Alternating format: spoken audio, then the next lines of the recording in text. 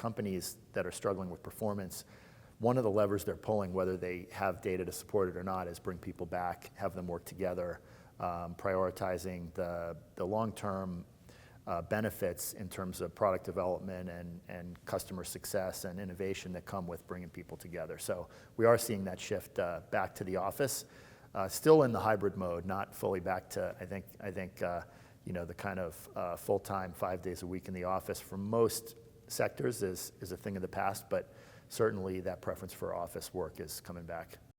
Joining me today is Ben Breslau, Chief Research Officer with JLL. Ben, thanks so much for joining us today. Thanks for having me. Now, can you start by talking about the immediate and longer-term impact on commercial real estate from the banking failures and stresses that we've seen?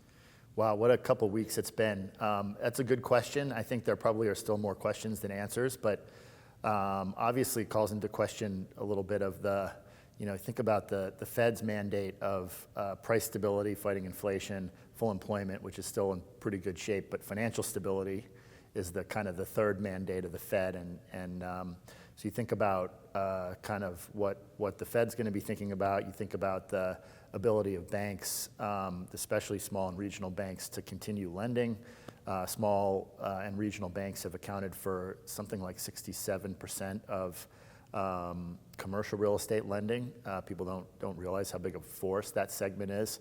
The banking sector overall accounts for about 40% of real estate lending. So the ability of banks, as they get more scrutiny, as they tighten their belts a little bit, as they tighten credit standards, as they're a little bit more cautious to try to protect their balance sheet to continue to lend to the sector, will impact liquidity. And then, of course, some of these individual banks were deep in the startup community, in tech, or deep in crypto, or deep in certain marketplaces, and that could impact a little bit of liquidity in those markets in particular as well. So we're watching all those things. I think it's a little early to say what the long-term impacts are going to be, but certainly a lot of focus on banking and some credit tightening in the near term, which will pull a little bit of liquidity out of the real estate markets. Good.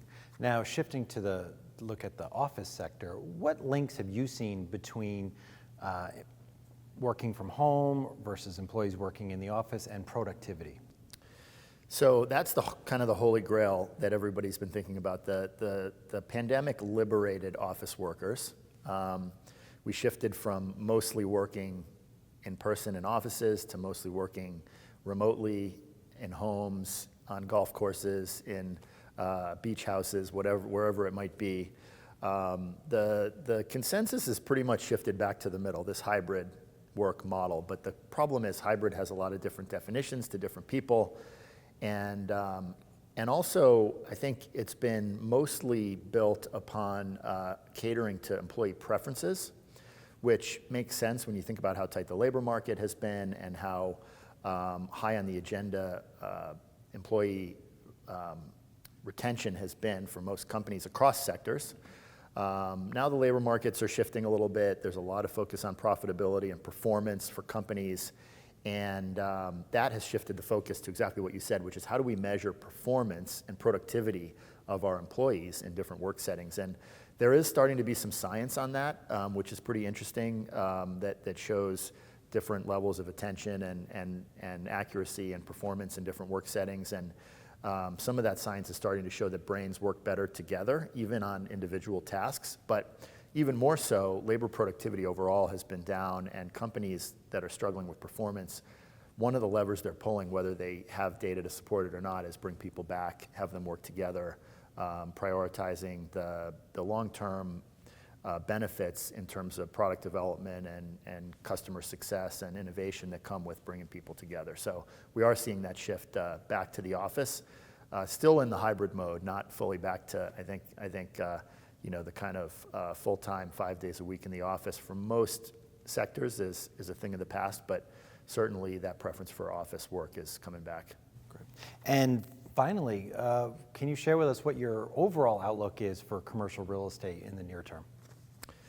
So I'd say near term, a little bumpy. We're wrapping up what I think is accurately could be called March Madness in terms of not only the basketball tournament, but also where real estate is right now.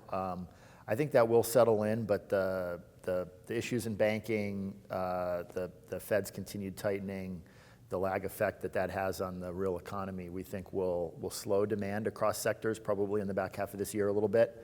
And that'll create a little bit of choppy waters for commercial real estate in the near term.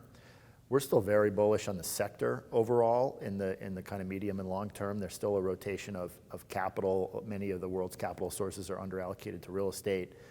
We think there's a lot of sectors that will benefit from spending on the path to net zero and on infrastructure and on certain segments of the residential market that will continue to benefit from lack of supply. And so it really, we like the big secular shifts, both we think real estate overall will perform well, but also some specific sectors will, once we get out of this choppy pattern in 2023, will really start to continue to perform well.